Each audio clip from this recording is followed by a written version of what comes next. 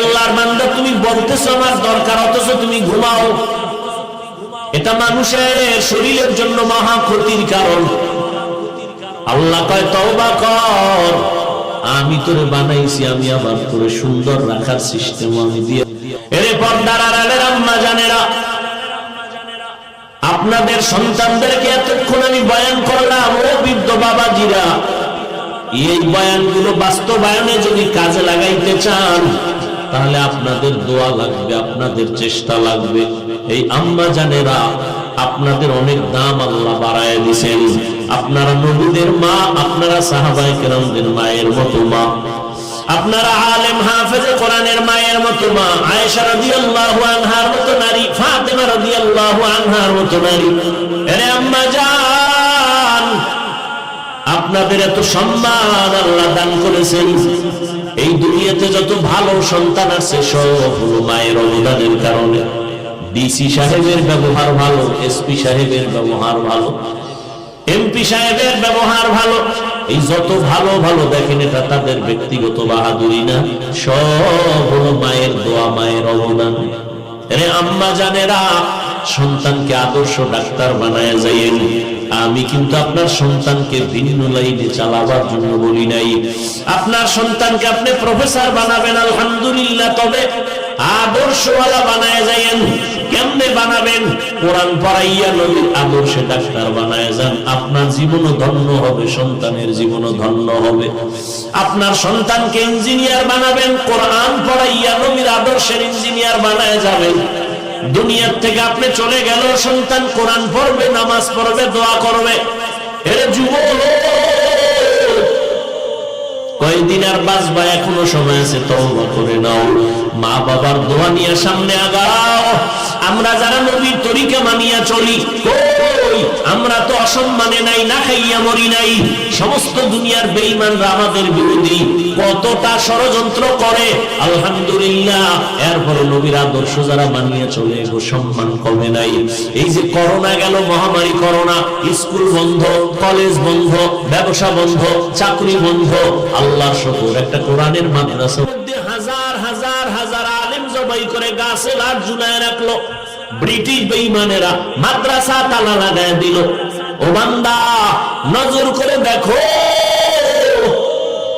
পৃথিবীর যত রাষ্ট্রে যাইবা, কম বেশি দেওবন্দের আলোকিত মাদ্রাসা পাইবা ইনশাআল্লাহ।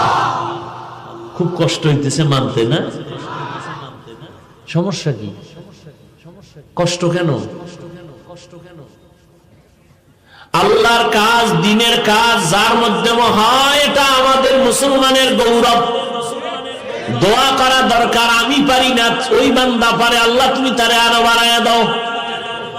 মেরে পিছন দিয়ে টানো, নামাও নামাও। তো তুমি কেমনে নামাইবা? তোমার হাত ভেঙ্গে যাবে। আমার মাওলা যদি না নামায়, তুমি পারবা না। কত মানুষ চাইছিল আজকে মোহনগঞ্জে যেন ওয়াজ মাহফিলটা না হয়, হইলেও যেন আমি বান্দা না আসতে পারি। কত মাইকিং চলছে গোপনে গোপনে, কিন্তু খোঁজ নিয়ে দেখো, তারাও সিফার মধ্যে দাঁড়ায় দাঁড়ায় বয়ান শুনতেছে। আসছে, এরাও আসছে, দেখি কি কয়।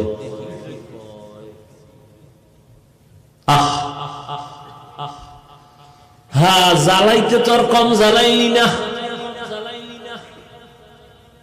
কিন্তু নবীর আদর্শ লালন করে আছি। ও আল্লাহর বান্দারা, আল্লাহর মোহাব্বত নিয়ে যতদিন চলবো, আল্লাহ ততদিন সম্মান শুধু বাড়াবেন। কমাইতে চাইলে সে নিজেই দুর্বল হয়ে যাবে। আর সারা দুনিয়ার মানুষ যদি আমার নামে স্লোগান দেয়, আর আমার মাওলা যদি আমার উপরে বেজার থাকে গুনার কারণে, দুনিয়ার মানুষ চাইলেও সম্মান বাড়বে না। ইয়া ইলাহি মুঝসে মুঝকো दूर करो, ताकि देखो मुझ में तुझको एक नजर खाको बादो अब आतिश बंदा बमाने तू मुर्दा बा जिंदा দুইটা কর্মসূচি পালন করবা, দুইটা পুরস্কার মানতে হবে আল্লাহর আনুগত্য, রাসূলের আনুগত্যের মাধ্যমে। আল্লাহ বলেন আমাকে মোহাব্বত যারা করবা তারা আমার বন্ধুর অনুসরণ করো। আমার বন্ধুকে, মুসা নবী আমার বন্ধু, ইব্রাহিম আমার বন্ধু, ইসমাইল নবী আমার বন্ধু, ইউসুফ নবী আমার বন্ধু, সব নবী পয়গম্বর আমি আল্লাহ তাআলার বন্ধু, মুহাম্মদ আমার বন্ধু। তবে ব্যবধানটা কি জানো? সব নবীরা আমি আল্লাহ তাআলার আশিক, আর আমি আল্লাহ নাম মুহাম্মদের আশিক। ব্যবধান আছে না নাই? ইমামুল আউয়ালিন আল আখিরিন। বাহারে এউডেন কেন ভাই? আহা, তাড়াতাড়ি রাস্তা খুলে দাও। এটা পলিথিন নিয়ে বইলি তুই ডিস্টার্ব, খালি মরানারে মারো কেন, কয় লড়ে কেন?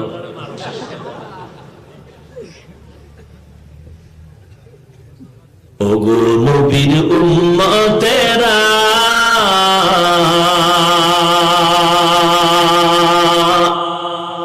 হয়ে আজি দিশাহারা,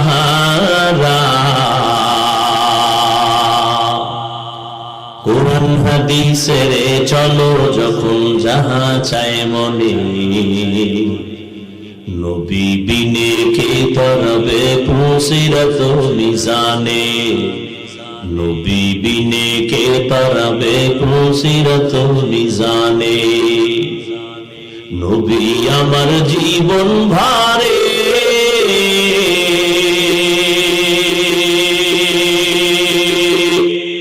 দিনের লাগি কষ্ট করে, দান দান শহীদ করিলেন উহুদেরই ময়দানে, নবী বিনে কে তরবে পুসিরত মিজানে, নবী বিনে কে তরবে পুসিরত মিজানে। নবীর মায়া নাই কি তোমার,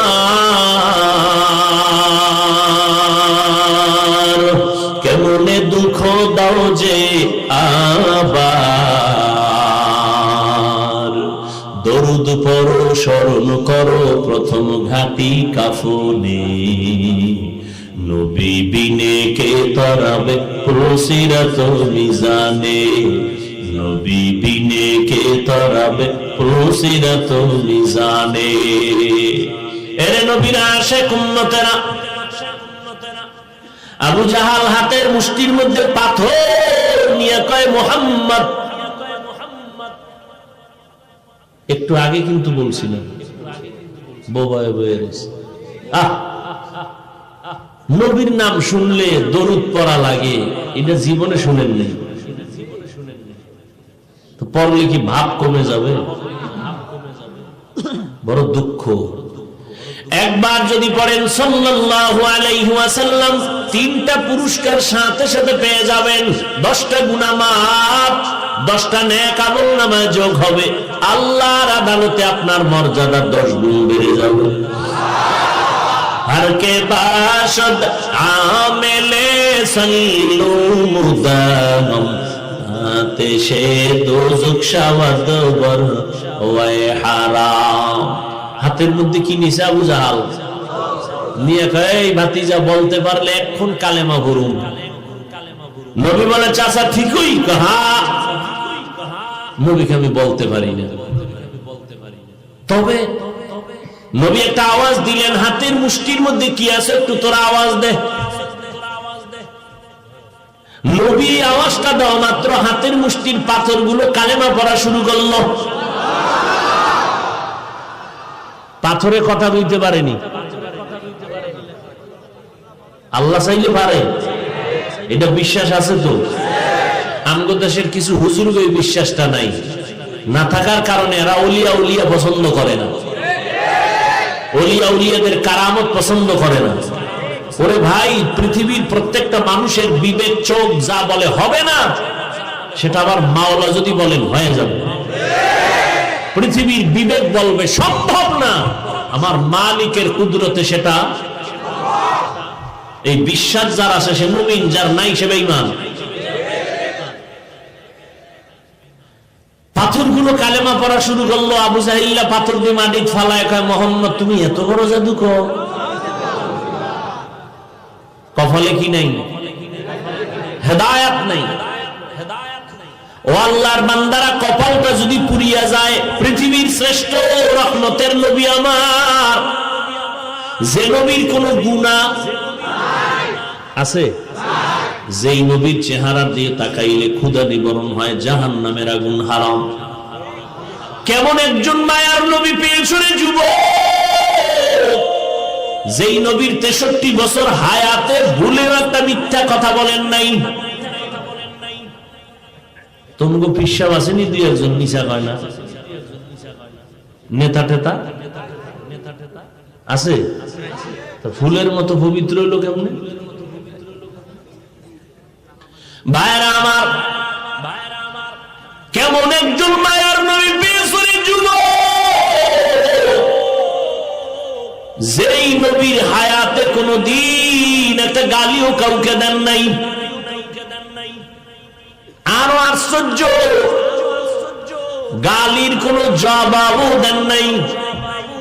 আরো আশ্চর্য, আমার নবীর হায়াতে এক বিন্দু থেকে বিন্দু নবী কোনদিন কারো দিকে চোখটা গরম করে তাকান নাই।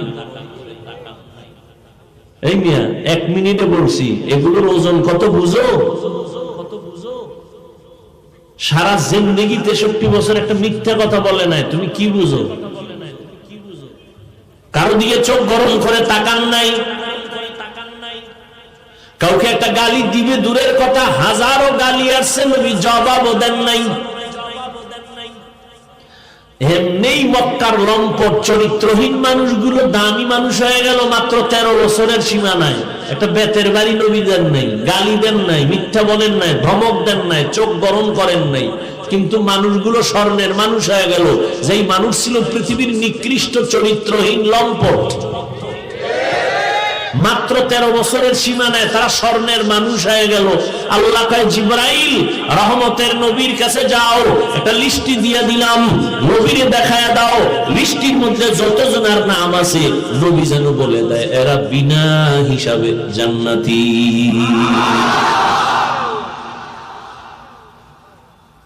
এরে নবীরা আসে, তুমিও নবীর উম্মত, আমিও নবীর উম্মত। ও বাবারা, সবাই আমরা এখানে মুসলমান। আপনাদের আল্লাহ আমার আল্লাহ দুইজন না একজন? আপনাদের আমার নবী এক না দুই? আপনাদের আমার কোরআন, আপনাদের ধর্ম আমার ধর্ম, আপনাদের কালেমা আমার কালেমা, আপনাদের কাবা আমার কাবা। আপনি আমি দুনিয়াতে আসছি তাও নাকি আপনারা লঙ্গি পরে আসছেন? দুনিয়ার থেকে যেদিন বিদায়ের আওয়াজ হবে সেদিন কাফন হবে সবার বেলায় কয়টা? একটা না তিনটা? তিনটা কালার হবে সব নাকি আলাদা? তাবলীগওয়ালাদের কাফনের কালার হবে একরকম, পীর সাহেবদের মুরিদদের কালার আর একরকম। না, আমি বক্তার সম্মানে কেউ একটা কাফন বাড়াইয়াও দিবে না। রিক্সা ড্রাইভার যদি মরিয়া যায় গরিব হওয়ার কারণে একটা কাফন কেউ কমাইয়াও দিবে না। সবার কালার হবে সমান। ওরে আমারও 3 কাফন সাদা, আমার মুরিদদেরও 3 কাফন সাদা। কে শিক্ষক, কে ছাত্র, কে আলেম, কে মূর্খ, কে পীর, কে মুরিদ, কে ইমাম, কে মুক্তাদি, কে ডাক্তার, কে রোগী। কাফনে যেদিন ঢুকবা সেদিন সবার বাহাদুরি বন্ধ হয়ে যাবে, সব একাকার হয়ে যাবে। কারো কাফনের উপরে লেখা থাকবে না এটা বড় হুজুরের লাশ, থাকবে? থাকবে না। কবরের সাইজও হবে এক নাকি আপনাদের এলাকার কবর ছায়া? সবার সাইজও হবে এক। কবরে রাখার পরে প্রশ্ন হবে 3টা, তাও সবার বেলায় এক। রবের পরিচয় দাও, ধর্মের পরিচয় দাও, রাহমাতুল লিল আলামিনের পরিচয় দাও।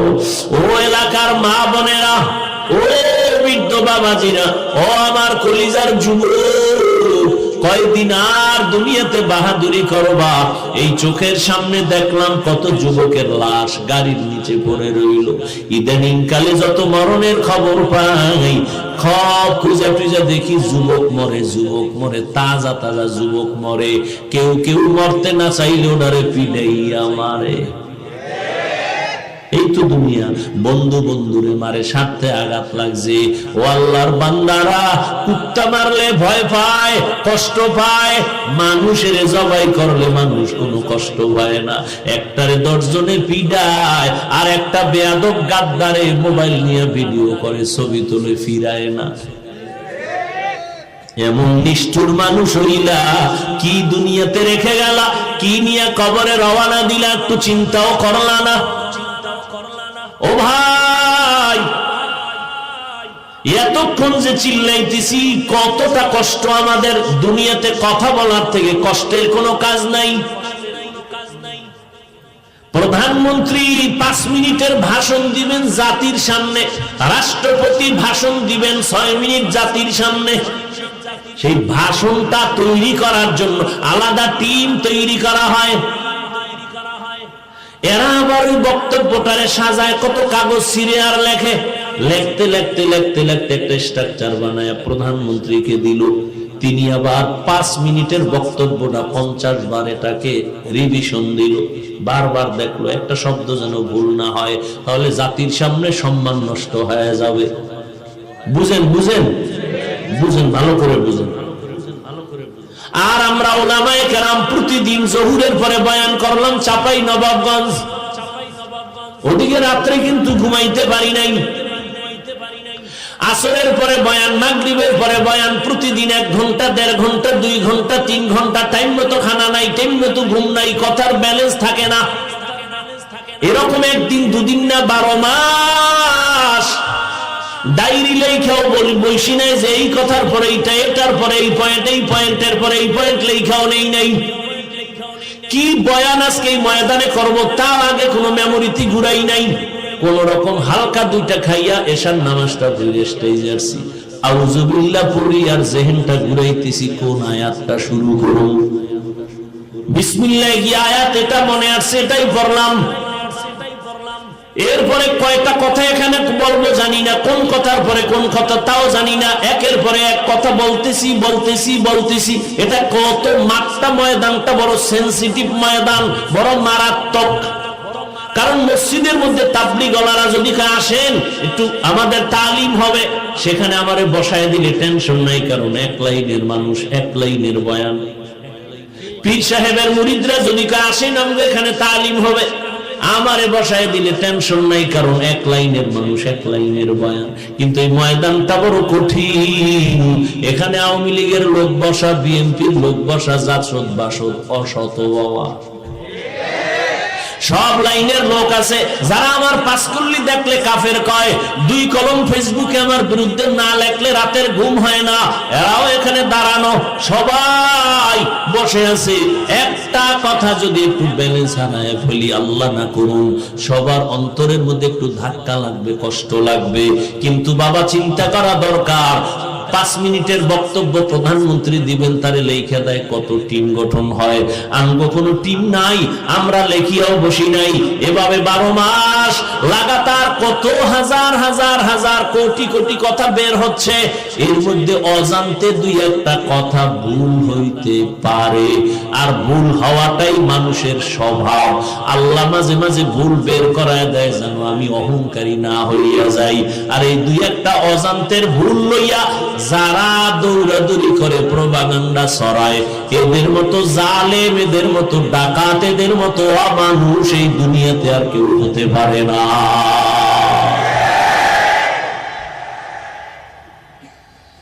রে আল্লাহর বান্দারা, ভালো করে বুঝো, আমি পাঁচকল্লি টুপি মাথায় দিয়া বসছি, কিন্তু ভিন্ন টুপিওয়ালার হিংসাও করি না, গালিও দেই না, দেখলে সালাম দেই। কিন্তু তুমি আমারে দেখলে সালাম দেও না কেন? আমার ভিতরে হিংসা। আমি কওমি মাদ্রাসায় লেখাপড়া করেছি, কোনদিন আলিয়ার বিরুদ্ধে বললাম না, স্কুল কলেজের বিরুদ্ধে বলি নাই, বরং দেখলে সালাম দেই। তুমি আমার সালাম নেও না কেন? কয় আমার ভিতরে হিংসা। কি সুন্দর বয়ান! এরে যুবক, আমি তোমার কল্যাণকামী। যদিও কথাগুলো কেমন কেমন যেন একটু হার্ড মনে হয়, কিন্তু হৃদয়টা অনেক মোমের মতো দুর্বল। যদি বলতে পারো হাফিজ ভাই নিচে নাই আমার পাও ধরেন, আমি নবীরে ছাড়বো না। আল্লাহর কসম বল, আমি নিচে নাই না তোর পাও ধরার জন্য রেডি। কারণ আমি কিন্তু এতক্ষণ চিল্লাইলাম, একবারও বাধ্য করে বলি না স্কুল ছেড়ে দে, একবারও বলি না তাবলীগে না গেলে গুনাহ হবে। আমি তোমাদের বাধ্য করে বলি না পীরের কাছে না গেলে জাহান্নামে যাবা, কওমি মাদ্রাসায় না পড়লে জাহান্নামে যাবা, একবারও বলি না। রে বাবা, আমি কি বলতে চাই বাবা, ইসলাম কঠিন না। পৃথিবীতে যত ধর্ম আছে ইসলামের মতো সহজ কোনো ধর্ম নেই। ও বাবা, তুমি স্কুলে পড়ো আলহামদুলিল্লাহ, কলেজে পড়ো আল্লাহর শুকর আদায় করি, আল্লাহ তোমারে ভালো ডাক্তার বানাক। তুমি ডাক্তার হও বাধা নাই, ইঞ্জিনিয়ার হও বাধা নাই, প্রফেসর হও বাধা নাই। তবে দাবি আমার একটা, বেয়াদব হইও না। তোমার আচরণে যেন না যায়, তোমার আচরণে যেন মা বাপ কষ্ট না পায়। পাইলে তুমি ধ্বংস হয়ে যাবা, মরার আগে বিছনায় পড়ে যাবা, পঙ্গু হয়ে যাবা। তোমার ব্যবহারে যেন কোনো এলাকার মুরব্বীরা কষ্ট না পায়, তোমার ব্যবহারে যেন কোনো বন্ধু বান্ধব কষ্ট না পায়। আগে বলা হইয়া চলো, ডাক্তার হও, দুনিয়াতে সম্মান পাইবা, মইরা গেলেও সবাই দোয়া করবে। তবে তুমি এই এলাকা ভিত্তিক ডাক্তার না, তুমি এমন ডাক্তার হও, সাহস নিয়ে আগাও। আমি জাতীয় পর্যায়ের না হয় আন্তর্জাতিক মানের ডাক্তার হব। আমি যদি প্রফেসর হই, এই সাহস নিয়ে আগাও, হয়তো আমি আন্তর্জাতিক না হয় জাতীয়ভাবে আমি একজন প্রফেসরের সম্মানের চেয়ার দখল করব। মরিয়া গেল সবাই তোমারে সম্মান করবে। আরে আর ওই সম্মানের চেয়ার যদি সুনামের সাথে পাইতে চাও, দুইটা পুঁজি তোমার লাগবে। ওই দুইটা পুঁজি না হইলে তোমার জীবনে সম্মান হবে না। আর ওই দুই পুঁজি ছাড়া যদি ডাক্তার হও, তাসনিমার মতো জায়গায় জায়গায় জুতার বাড়ি খাবি। কয় পুঁজি লাগবে? কালকেই বাসায় গিয়া কম্পিউটারে বের করে দুই পুঁজি লিখে রাখবি দরজার সামনে। যুবকদেরকে বলছি, বেয়াদবি মাপ চাই, দুই পুঁজি লাগবেই। এর একটা নাই, তোর জীবন ধ্বংস। প্রথম পুঁজির নাম শারীরিক সুস্থতা, কি? দ্বিতীয় পুঁজির নাম সৎ চরিত্র, আখলাকে হাসানা। তুমি সুস্থ, খুবই সুস্থ তুমি। এখন তুমি চাকরিতে যাইতেছো, তুমি চাকরি করো, তুমি ব্যবসা করো, কিন্তু চরিত্র খারাপ। একটা জায়গায় তোমার কোনো মূল্য নাই, বরং বউ তোমারে জোতা দিয়া পিটাবে। সন্তান তোমাকে আঘাত করবে, বাবা বলে ডাকবে না, কিন্তু চরিত্র খুব ক্লিন, কিন্তু তুমি অসুস্থ। স্কুলে চাকরি নিছো, এক সপ্তাহ তুমি নাই, সবাই বলে রে বাদ দাও। সরকারি চাকরিতে যাবা, চাকরি হবে না। কারণ কি? অসুস্থ, এর দিয়ে লাভ নাই, আমার এই প্রতিষ্ঠানের ক্ষতি হবে। তুমি অসুস্থ, ঘরে শুয়ে থাকলে তোমার আপন কেউ তোমারে ভালো জানবে না, কয় তাড়াতাড়ি মরলে বালা যায়। তাহলে তোমার সুস্থতা কত দরকার, তোমার চরিত্র কত সুন্দর করা দরকার। কিন্তু কপাল খারাপ, কপাল যদি পুড়িয়াই যায়, রহমতের নবী বয়ান দিলেও কালেমা কপালে আসে না। আর যদি কপাল খুলিয়াই যায়, নবীকে জবাই করতে আইসাও কালেমা পড়ে। কপালের ব্যাপার। মোনাজাত তো সবাই দেয়, কান্না তো সবার চোখে নেই। অথচ প্যান্ডেল তো কান্নার প্যান্ডেল না হাসির প্যান্ডেল? এটা তো কান্নার প্যান্ডেল, তওবার প্যান্ডেল, গুনাহ মাফের প্যান্ডেল। তোমার চোখে কেন পানি নাই? তুমি নিজের বড় মনে কইরো না, তুমি মনে মনে ভাবিও যে তোমার চোখে পানি না থাকার কারণ আল্লাহ তোমার গুনার কারণে বেজার। তোমার মা বাবার অভিশাপ লাগছে তোমার কপালে। ও যুবক, এই যে দুইটা পুঁজির কথা বললাম, এক নাম্বার সুস্থতা, দ্বিতীয় সচ্চরিত্র, এই দোনোটারে জবাই করতেছো মোবাইল দেখা। চরিত্র তো নাই, ওই মোবাইলে খেয়াল হয়েছে। সুস্থতা তাও শেষ। এই যে অ্যান্ড্রয়েড মোবাইল সারা রাত্র চালাও, পৃথিবীর সমস্ত চিকিৎসা বিজ্ঞানীরা একমত। কষ্ট হইতেছে? রাগ করতেছেন? মাফ করে দিয়েন। আর একটু সামনে যাব। সমস্ত চিকিৎসা বিজ্ঞানীরা বলেন প্রত্যেকটা মানুষের চূড়ান্ত সুস্থতার জন্য আল্লাহর দেওয়া একটা মহা ঔষধ আছে, ফ্রি।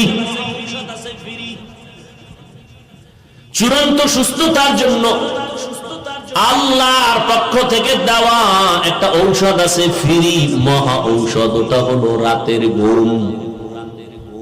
কিসের ঘুম? তুমি রাতের ঘুম রে জবাই করছো কি দিয়া? কি দিয়া? মোবাইল দিয়া তোমার রাতের ঘুম নষ্ট করে ফেললা। এর যুবক, আল্লাহর দেওয়া মহা ঔষধ হলো ফ্রি রাতের ঘুম, কোনো টাকা লাগে না। চিকিৎসা বিজ্ঞানীরা এই কথার উপর একমত।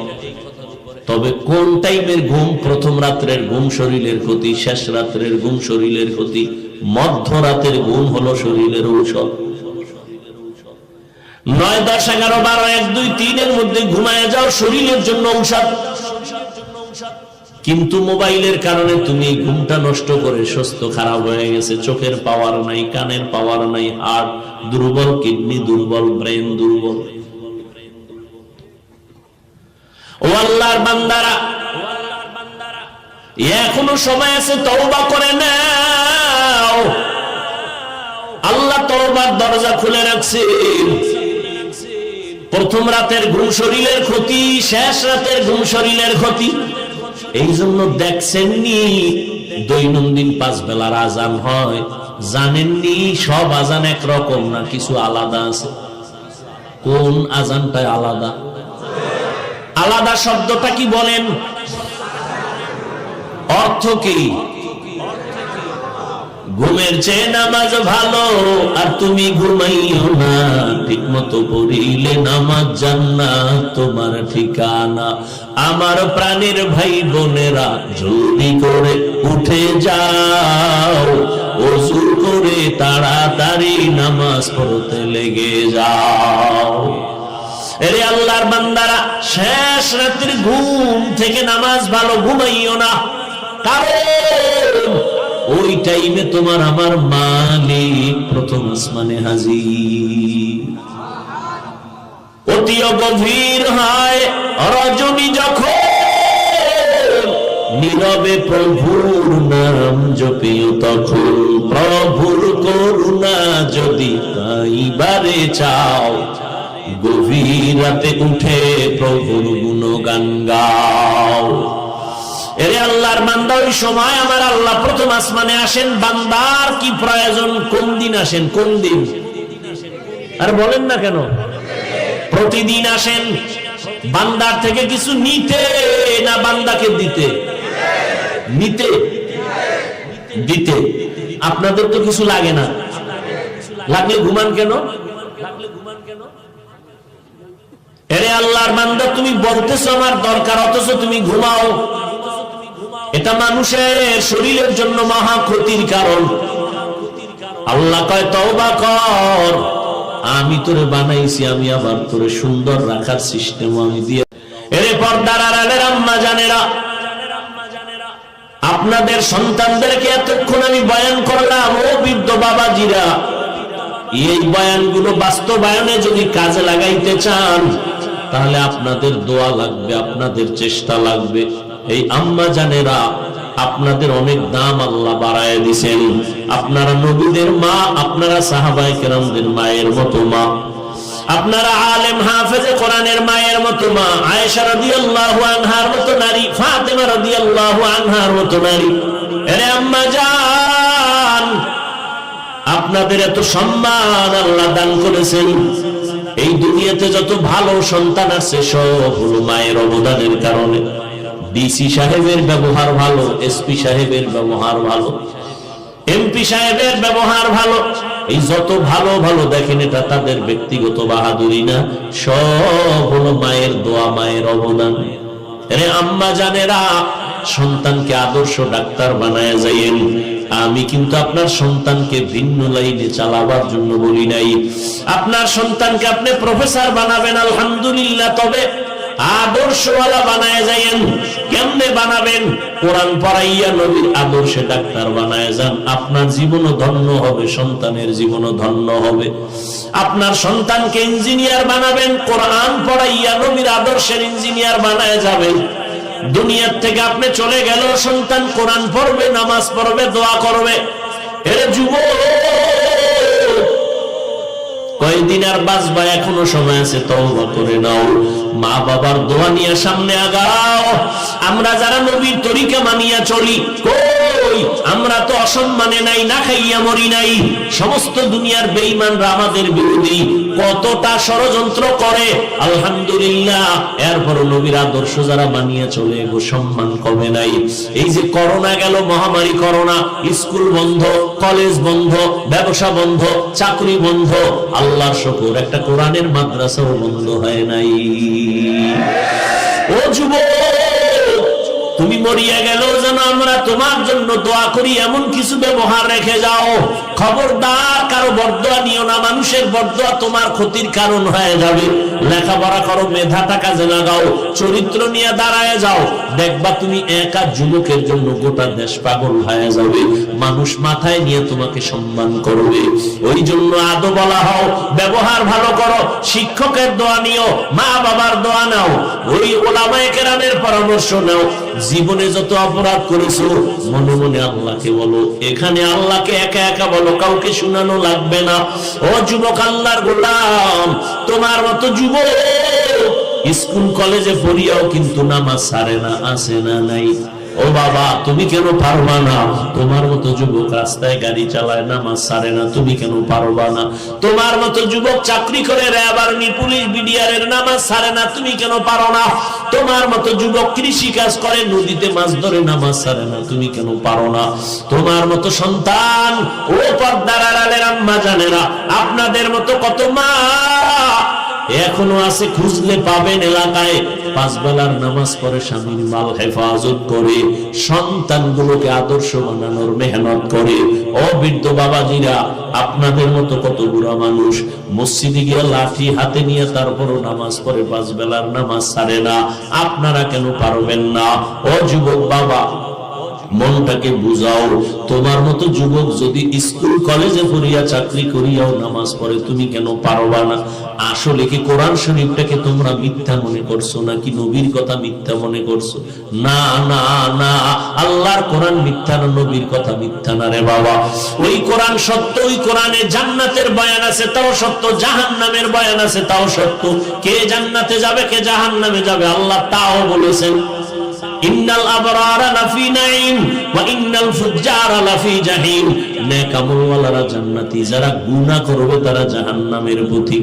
তবে গ্যারান্টি দিয়া বলা যাবে না লোকটা জান্নাতি, লোকটা জাহান্নামী, কারণ জান্নাতের পথের মানুষটা অহংকারীর কারণে সইরে যাইতে পারে, লাইনচ্যুত হয়ে যাইতে পারে। আবার জাহান্নামী রাস্তার মানুষটা তওবা করে জান্নাতের পথে আসতে পারে, পারে না? ও আল্লাহর বান্দারা, তবে গুনাহ নিয়েই যদি কবরে যাও, যারা নেক নিয়ে যাবে তাদের জান্নাতটা কেমন আরামের ঘর, আল্লাহ তাও কোরআনে বয়ান করেছেন। যারা জাহান্নামে যাবে গুনার কারণে, জাহান্নাম কেমন ভয়ঙ্কর, আল্লাহ তাও বয়ান করেছেন। ও আল্লাহর বান্দারা, আজকে নবী যদি এত বড় দামি ব্যক্তি যার কোনো তুলনা নাই, সেই নবীও যদি কান্না করেন হাসরের ময়দানের ভয়ে। আম্মা জান আয়েশা বলেন, নবী আপনি কাঁদেন কেন? বলে হাসরের ময়দানের কথা মনে পড়েছে। নবীরা পর্যন্ত কতটা ভয়ঙ্কর হবে হাসরের মাঠ, নবীরা কান্না শুরু করবেন, সব মানুষগুলো উলঙ্গ দাঁড়াবে। ওই সময় উম্মতেরা পাগলের মতো হয়ে যাবে, কেউ কারো আপন হবে না। ও যুবক, আল্লাহর নবী যদি কান্না করতে পারেন, তুমি কেন কান্না করতে পারবা না? আল্লাহর নবীর হাতে গড়া সাহাবা জান্নাতের টিকিট পাইয়া তারাও জীবনভর কানলেন। আবু বকর সিদ্দিক নামাজে দাঁড়ায় সারা রাত্র কাঁদতেছেন, হাসরের ময়দানে কেমনে দাঁড়াবেন। ওমর ফারুক রাদিয়াল্লাহু তাআলা আনহু কাঁদতেছেন আল্লাহর আযাবের ভয়ে। উসমান রাদিয়াল্লাহু তাআলা আনহু কাঁদলেন, আলী রাদিয়াল্লাহু আনহু কাঁদলেন। এমন একজন সাহাবী পাবেন না যার জীবনেতে কান্না নাই। এমন একজন আল্লাহওয়ালা পাবেন না যার কান্না নাই। অথচ আপনার কান্না নাই, আফসোস করবেন তা না করিয়া কপাল পোড়া অন্যের কান্না দেখা বান্দা ঠাট্টা করে, তামাশা করে, এটা কপাল পোড়া ছাড়া কিছুই না। আল্লাহর কাছে তওবা করেন। আবু জাহাল নবীর বয়ান শুনিয়াও কিন্তু কালেমা পড়ে নাই, বরং বিরোধিতা করত। আর ওমর আমার নবীর গর্দান কাটতে আসিয়া কালেমা পড়ে মুসলমান হয়ে গেল। ও আল্লাহর বান্দারা, এই ময়দানেও কিন্তু ওই কোয়ালিটির দুই ধরনের মানুষ থাকবে। একদল হাজারো বয়ান শুনিয়া তওবা করবে না, মোনাজাতে কান্না করবে না, বরং বাইরে গিয়ে বিরোধিতা করবে। আর একদল ওমরের মেজাজওয়ালা, গুনাহ নিয়ে ময়দানে ঢুকিয়া হঠাৎ মরণের কথা স্মরণ যখন হয়ে গেল, অন্তর দুর্বল হয়ে গেছে, কান্না শুরু করছে। মনে মনে বলবে, আল্লাহ, মনে হয় যেন এই ময়দানে আমার মতো গুনাহগার আর কেউ নাই। আমার গুনার কারণে হাত না পাক, চোখ না পাক, জিহ্বা না পাক, অন্তর না পাক। দুনিয়ার আমার মা বাবা আপনজন জানলে কেউ আমার সম্মান করতেন না। আল্লাহ পাক জানেন, দেখেন, তারপর রাগ করিয়া পানি বন্ধ করেন নাই, খানা বন্ধ করেন নাই। ওই আল্লাহকে মোহাব্বত করে ডাক দেয়, ও আল্লাহ, এই ময়দানে তোমার গুনাহগার বান্দা হাজির হয়ে গেলাম। শয়তানের ধোকায় পড়ে কত নামাজ ছেড়ে দিলাম, কত গুনাহ করলাম, জবান দ্বারা, হাতের দ্বারা কত গীবত করলাম, কত মানুষের ইজ্জত নষ্টের জন্য হাত ব্যবহার করলাম। ও আল্লাহ, বুঝি নাই, আজকে তওবার নিয়ত করে ফেললাম, মরিয়া গেলে যাব। তারপরে আজ থেকে তওবা করলাম, আর কোনোদিন নামাজ ছাড়বো না, আর কোনোদিন দাড়ি কাটবো না, বেপরদায় চলবো না, মা বাবাকে কোনোদিন আর দুঃখ দিব না, বেয়াদবি করবো না, আর কোনোদিন ওলামায়ে কেরামের বিরোধিতা করবো না, তাদের পরামর্শ নিয়ে নবীর তরিকা মেনে চলবো। আল্লাহ যাদের কপাল খুলবেন তারা হেদায়েতের দরজায় ঢুকে পড়বে। ও আল্লাহর বান্দারা, জানি না কার অন্তরের কি হালাত, অন্তরটাকে নরম করিয়া আজকেও বাসায় যাওয়ার গ্যারান্টি নাই রে বাবা। আল্লাহর কাছে মনে মনে তওবা করো। জীবনে যত পাপের কাজ করছো আর করবা না, আজকে থেকেই তওবা করো। মা বাবার দোয়া নিয়ে সামনে আগাও, মা বাবার দোয়া ছাড়া সামনে আগানো যাবে না রে বাবা। মনে মনে আল্লাহকে বলো, আল্লাহ, আর জীবনে গুনাহ করবো না, নামাজ ছাড়বো না, দাড়ি কাটবো না, বেপরদায় চলবো না, নবীর তরিকার বাইরে যাব না, মা বাবার দোয়া নিয়ে চলবো, উলামায়ে আহলে হকের পরামর্শ নিয়ে চলবো। তওবা করার মতো যদি কারো অন্তর তৈরি হয়, মুনাফিকি দুর্বলতা যদি কারো অন্তরে না থাকে, খাঁটি ভাবে যাদের তওবা করার মতো অন্তর তৈরি হয়ে গেছে, তাদেরকে বলবো, দুটো হাত আমার আল্লাহকে দেখাইয়া দেন। আয় আল্লাহ, হাতগুলো কবুল করে নেন, তওবা কবুল করে নেন। তওবার উপরে মজবুত হইয়া আমাদের সবাইকে চলার তৌফিক দান করেন। আমার কলিজার প্রত্যেকটা যুবকের কবুল করেন, আমিন। আলহামদুলিল্লাহি রাব্বিল আলামিন, ওয়াসসালাতু ওয়াসসালামু আলা সাইয়্যিদিল